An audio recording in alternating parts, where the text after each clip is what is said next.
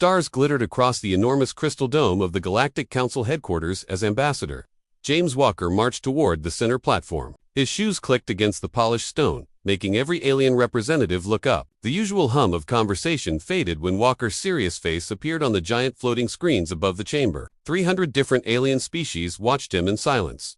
Walker's words rang out sharp and clear. From this moment forward, Earth and every human settlement are cutting all ties with this council. For exactly 3 seconds, nobody moved. Then complete chaos broke out. The blue-skinned mediator slammed his special hammer down, desperately trying to bring back order as alien delegates leaped to their feet. Some shouted while others made noises that human throats could never manage. Walker remained perfectly still, his simple gray suit looking plain next to the fancy robes and elaborate clothing of the alien diplomats. His weathered face showed nothing as accusations flew around the room.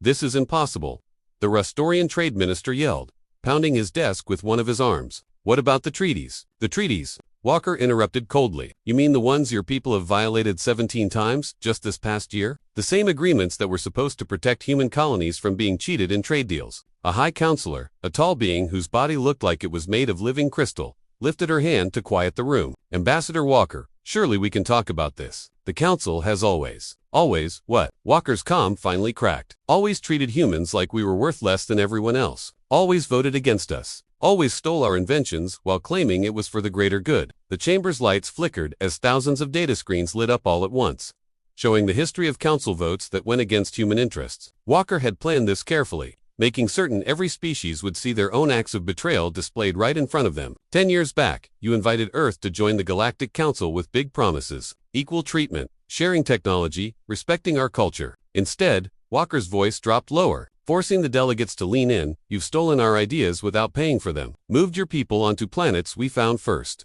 and sabotaged our business deals." The trade minister's scales turned a sickly pale orange color. "But humans have profited from council membership. Your kind has grown rich. Despite your interference," Walker corrected him, "not because of your help. We tracked every secret deal, every hidden vote, every whispered conspiracy to keep humanity in its place." The memories rushed back to him. The council refusing to help when space pirates attacked human settlements, claiming they couldn't get involved. The sudden trade restrictions when human businesses became too successful. The mysterious accidents that happened to human scientists who refused to hand over their discoveries. Ambassador, the High Counselor tried again, her crystal body catching the light in 1,000 directions. "Perhaps we could create a special committee to look into these complaints." Walker actually laughed, a short, bitter sound that made several delegates jump back. "More committees, more endless talking while you keep undermining us." He shook his head firmly. "No, humanity has made its choice." He pulled a small device from his pocket, a simple black cube that somehow radiated power. "This is our final statement. Earth's borders are now sealed to all council traffic. Our colonies will refuse any council representatives. Our ships will protect our territory. You're cutting yourselves off from civilization." Someone yelled from the upper levels. "No," Walker answered calmly. "We're finally taking charge of our own future." He set the cube down on the podium, where it created a massive hologram of Earth's official seal. "You've forgotten something important about humans. We don't need your permission to survive. We never did." With that, Walker turned his back on the podium, ignoring the explosion of shouts and desperate pleas behind him. As he reached the huge doors of the chamber, he allowed himself a tiny smile. The first phase was finished. High, above the council world, 50 human ships powered up their engines at exactly the same moment. Their formation was flawless as they headed toward the jump point. The message was obvious. Humans could work together with perfect coordination when it mattered. The Galactic Council had never witnessed an entire species simply walk away before. They were about to understand why that was a terrible mistake. The Council's main communication center had descended into total disorder. Workers from a dozen different species frantically operated their stations, each one trying to reach any human colony or ship. The massive display screens that normally showed thousands of active channels now all showed the same message on every human frequency. Connection terminated. Director Mark Peters stood in his office aboard Earth's largest space station, watching the distant lights of departing alien ships. Traffic control had given them 2 hours to leave human space, following the new rules. Most had left quickly, not wanting to test whether the human warships tracking them would actually enforce the deadline. All non-human diplomatic personnel have left Earth and the colonies. "Sir," his assistant informed him, "the last transport just passed Jupiter's orbit." Peters nodded, his reflection looking grim in the reinforced window. "What about our people?" "All human diplomats have been brought back from council worlds," she answered. "The last group just reached Colony Station 7. She paused, checking her electronic tablet. "We've lost contact with 2 small outposts, but rescue ships are already on their way." The silence that followed felt heavy and strange. For the first time in 15 years, there were no alien voices in Earth's communication networks. No trade offers, no diplomatic messages, no cultural exchange programs. In the Galactic Council's financial district, alarms were screaming. The huge trading computers had crashed 3 times as they struggled to adjust to the sudden disappearance of human markets. Prices for certain materials were shooting upward, especially things that humans had been the main suppliers of. "This is insane," Trade Minister Gixar shouted, his scales now a sickly yellow. "Half our medical equipment needs human maintenance agreements. A third of our deep space mining operations use ships designed by humans." The High Counselor watched the economic disaster spread across the galactic maps. "How did we become so dependent on them without even noticing?" "Because they were smart," a quiet voice responded. The ancient librarian, one of the few who had spoken against many anti-human policies, shuffled forward. "They never gave us their best technology, just enough to make us rely on them while keeping the really important innovations for themselves." On Colony World Horizon, Governor Anna Hayes oversaw the activation of the new protective systems. Enormous shields shimmered into existence above the major cities, their energy patterns specifically created to block council scanning equipment. Similar scenes happened across all human settlements. "Shield network at full strength," the technical officer reported. "All frequencies blocked except our own secure channels." Hayes watched the colony's alien residents gathering at the spaceports, quietly boarding their assigned evacuation ships. There was no violence, no arguing. Humans simply made it perfectly clear that the separation was final. Back in council territory, the effects were becoming more obvious by the hour. A major shipping company discovered that their navigation software's essential algorithms were designed by humans and had stopped working. 3 space stations reported their artificial gravity systems were failing. Their maintenance agreements with human engineering companies had been instantly canceled. "It's not just about resources," the librarian continued, addressing the emergency council meeting. "The humans wove themselves into our society so slowly that we never saw the complete picture. They're in everything: our technology, our trade routes, our communication systems." The High Counselor's crystal form dimmed with concern. "Can we adapt?" "Eventually," the Trade Minister muttered, "but the price will be enormous." In orbit around Earth, the human defense fleet had taken up its new positions. Admiral Wilson stood on his flagship's bridge, watching the tactical display. The formation was unlike anything the Council had witnessed before, because humans had been developing their own military strategies in secret. Moving away from Council standard approaches, all ships reporting ready. "Admiral," his tactical officer announced, "Defense Pattern Alpha is running." Wilson allowed himself a slight nod. The Council was about to learn that humans hadn't shared their true military strength either. The barrier of silence around human space wasn't just about diplomacy. It was backed by enough firepower to make any aggressive response incredibly expensive. The age of human obedience was over. The age of human independence had started. Admiral Thomas Reed stood at the command center of Earth's main defense station, watching the holographic display of trade routes shifting across galactic space. Red lines marking traditional commerce paths vanished, replaced by new green ones that deliberately went around human territory. The sight reminded him of water flowing around a stone in a stream. Third merchant fleet from the mining consortium just attempted to cut through Sector 7. His operations officer reported. "They reversed course when our patrol ships showed up." Reed nodded, his gray hair catching the blue glow from the displays. "They're testing our boundaries. Keep the response strong, but not hostile." The effects of humanity's withdrawal were spreading faster than even their strategists had predicted. On the Council's industrial planet of Prime, entire factory complexes sat silent. Their automated systems, designed by human engineers, had started failing without regular maintenance updates. "It's not just the machinery," Factory Overseer Bix reported to his superiors, his tentacles twitching nervously. "The humans programmed their software to break down if not regularly updated. We can't even access the basic programming anymore." At a distant mining outpost, a group of alien technicians stared helplessly at their equipment. The human-designed drills had simply stopped working, their control systems locked behind security measures that nobody else understood. Similar scenes played out across thousands of facilities. Back on Earth, Director Emma Lewis of the Technology Preservation Office reviewed the incoming reports with satisfaction. "Phase 3 is moving forward as planned," she told her staff. "The Council is learning exactly how much they depended on human innovation." Her assistant brought up new information on the main screen. "Several major alien corporations have already gone bankrupt. The Stellar Banking Consortium is warning of a galactic recession if this continues. They thought we were just another species to take advantage of," Lewis said, her eyes hard. "They never understood we were building in safety mechanisms from the start." In Council territory, the economic chaos was creating political turmoil. The Trade Minister's office was flooded with demands from various species, all needing solutions to their dependency problems. The Council's unity was beginning to fracture under the pressure.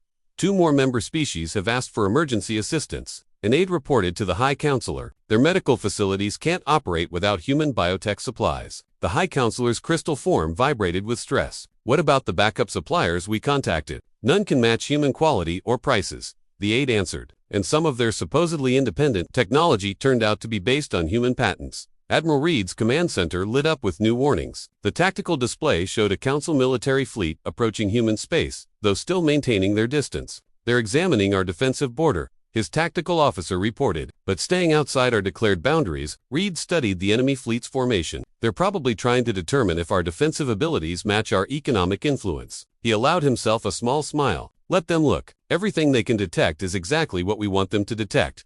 In a secure facility deep beneath Earth's surface, teams of engineers and scientists continued their work. The projects here had never been shared with the Council. Developments that would guarantee humanity's independence for generations to come. Latest test of the new propulsion system was successful. Project leader David Cooper announced to his team, "We can now officially declare ourselves free of any Council technology dependencies." The ripples of humanity's decision continued to expand. Smaller alien species, watching the Council's disorder, began quietly reaching out to human representatives through unofficial channels. They had witnessed the wisdom of humanity's preparation and wanted to make sure they weren't caught in the growing economic disaster. As the galactic day ended, Admiral Reed made his final rounds. The defense fleet maintained its careful watch, a physical reminder of humanity's new position. The silence of space seemed different now. Not empty but full of potential. Send today's status report to command, Reed ordered. Message reads, "The barrier holds. Humanity stands strong." The Council was learning a difficult lesson. They hadn't just lost a member species, they had lost the foundation that much of their modern civilization had been secretly built upon.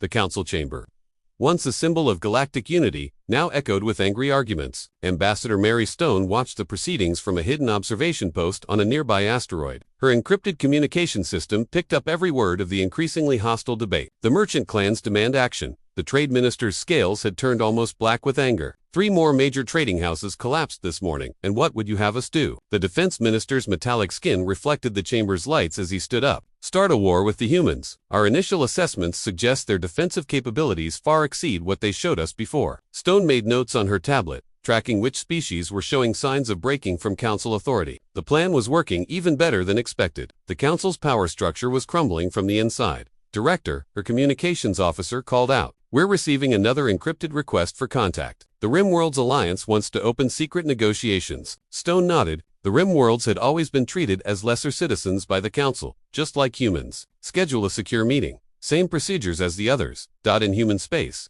military vessels maintained their silent watch along the borders. Captain Robert Wilson stood on his bridge, watching the tactical display as another alien ship approached the boundary line, then turned away. "That's the 7th scout ship today," his sensor officer reported. "They're mapping our patrol patterns." Wilson smiled grimly. "Let them look. Every ship they see is part of the show." He didn't mention the stealth vessels hidden throughout the sector, representing humanity's real defensive line. Back in the Council chamber, the High Counselor was losing control of the session. Several minor species had formed a group demanding reform of voting rights and trade regulations. They had seen how humanity's withdrawal had shaken the old power structure, and they wanted change. "The Council system is outdated," declared the representative of a small mining federation. "We demand equal representation." Stone's hidden observation post picked up every detail of the growing chaos. Her real work, however, was happening in secure communications with these dissatisfied species. Humanity wasn't just withdrawing, it was carefully encouraging alternative power structures. "Another successful contact," her deputy reported. "The Agricultural Worlds Coalition is ready to sign our private trade agreement." In a secure facility on Mars, engineers were working around the clock, preparing for the next phase. The massive production lines were churning out new technology, devices that would help humanity's secret allies break free from Council dependence. "First shipment of independent navigation systems is ready," Project Manager John Turner announced to his team. "Our partners will be able to operate without Council infrastructure." The power vacuum was growing. Species that had been quiet members for centuries were suddenly finding their voice. Inspired by humanity's bold move, the Council's authority, built on technological superiority and economic control, was showing deep cracks. 3 more systems have declared themselves independent of Council trade regulations. Stone's intelligence officer reported. "They're using the confusion to break old restrictions." The High Counselor's crystal form had lost its usual brilliant shine, dulled by stress and worry. "We must maintain order. The Council has stood for 10,000 years, but the old order was already falling. Humanity had played a long game, positioning itself as essential to galactic civilization while secretly preparing for independence. Now other species were following their example. In her hidden post, Stone sent another encrypted message to Earth Command. Phase 4, proceeding beyond expectations. Council authority, diminishing faster than projected. Recommend accelerating timeline beta. The response came quickly. Approved. Begin preparatory steps for Phase 5. Stone looked out at the distant Council Tower, its previous grandeur now seeming hollow. The power vacuum wasn't just exposing the Council's weaknesses. It was revealing a new possible future for galactic civilization.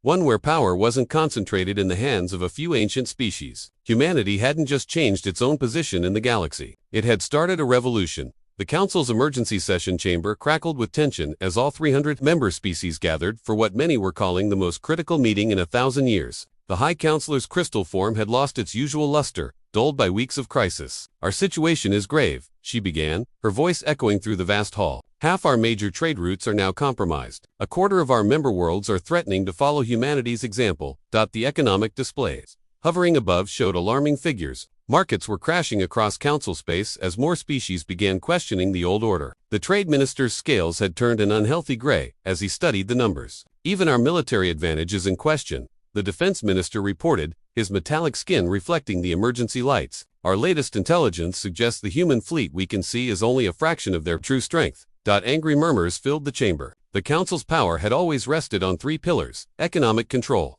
technological superiority, and military might. All three were now crumbling. We must respond decisively, shouted a representative from the core worlds. Show them the cost of defiance.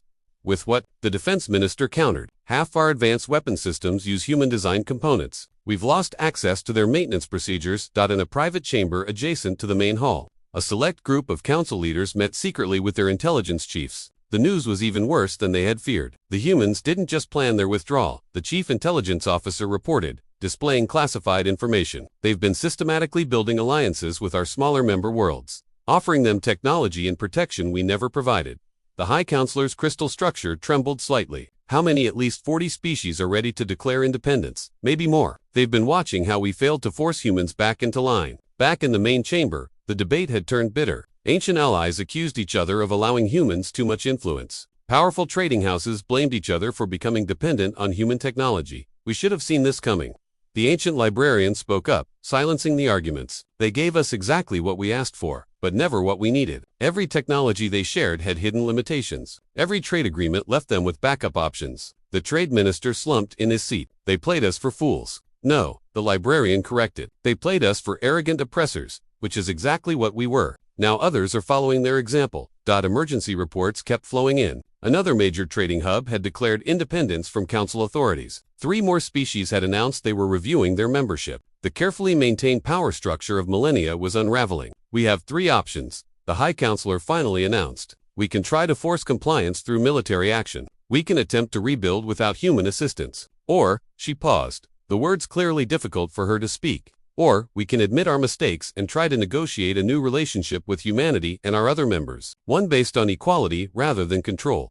The chamber erupted again. Many older species rejected any suggestion of giving up their privileged position, but others, seeing the way the galaxy was changing, began to voice support for reform. The humans have shown us something important, the librarian said quietly. Power maintained through oppression will always breed rebellion. They simply found a way to make their rebellion bloodless.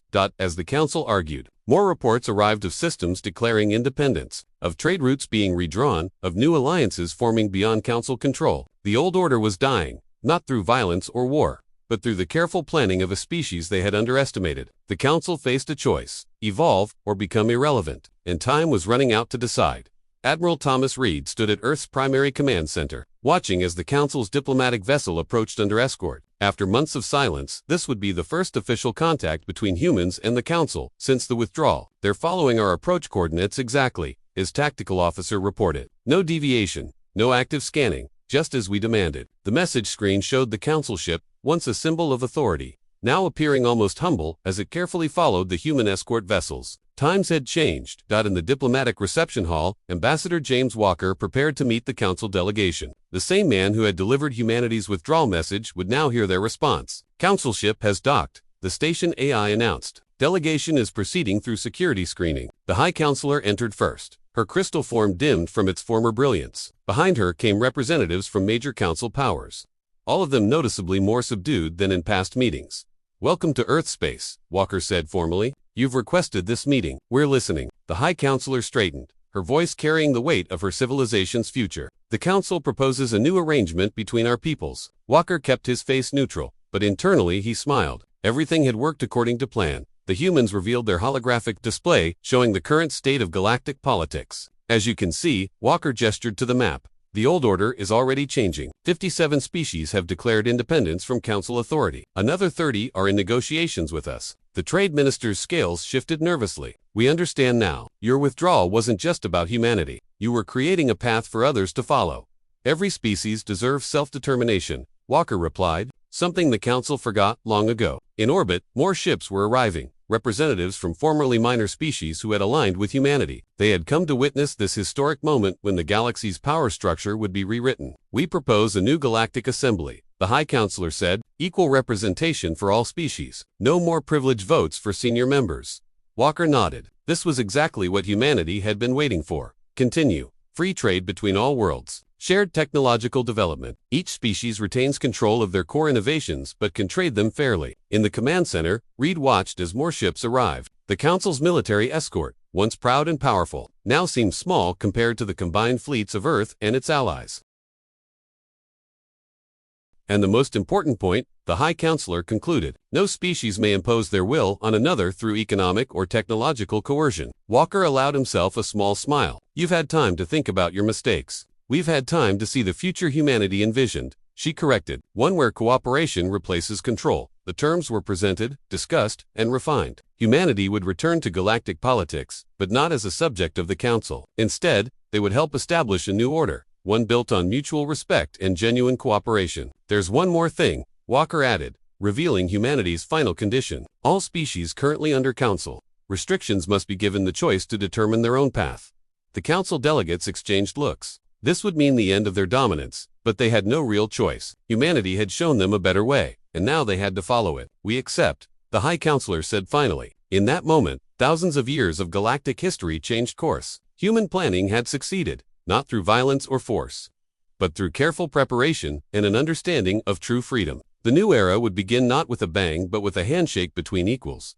Humanity had achieved something remarkable. They had changed the galaxy without firing a shot. As the agreements were formalized, Walker sent a simple message to Earth Command. "Mission accomplished. The galaxy is ready for a new beginning." The age of Council dominance was over. The age of true galactic cooperation had begun. The new Galactic Assembly headquarters floated in Earth's orbit, its design a perfect blend of all member species architecture. 1 year after the Great Change, representatives from over 400 species gathered to celebrate the first anniversary of the new galactic order. Ambassador James Walker stood at the observation deck, watching ships from across the galaxy arrive for the ceremony. Each vessel represented a free and independent civilization, united not by force but by choice. Latest reports show trade has exceeded pre-withdrawal levels.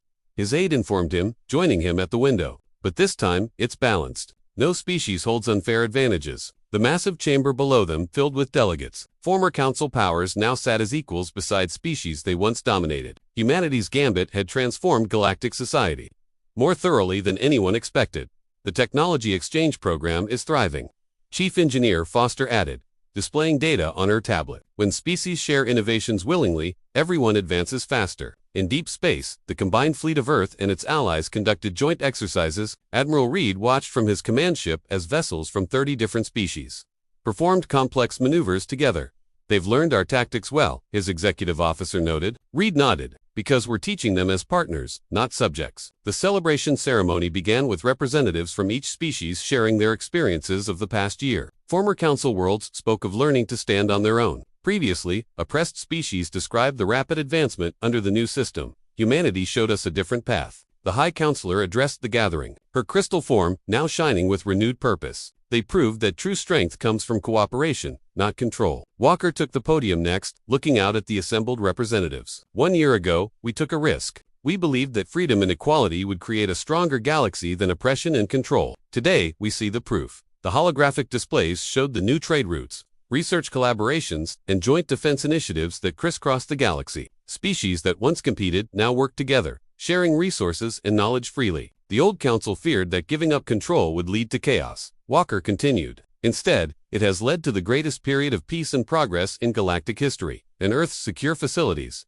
humans worked alongside alien scientists, developing new technologies that would benefit all species. The spirit of cooperation had replaced the old suspicion and competition. Medical breakthroughs have doubled, Lewis reported to the assembly. When we share knowledge, we solve problems faster. The defense minister from a former minor species stood to speak. We once feared standing alone. Now we stand together, each species strong in its own right, but stronger, united. As the ceremony continued, news arrived from across the galaxy. New species were applying to join the assembly. Trade was flourishing. Scientific discoveries were being shared. The age of oppression was becoming a distant memory. To the future, Walker raised a glass in the traditional Earth gesture. Representatives from hundreds of species joined him, each in their own way. Admiral Reed's fleet formed an honor guard as diplomatic ships departed after the ceremony. The show of force that had once been needed to maintain human independence now served to protect the freedom of all species.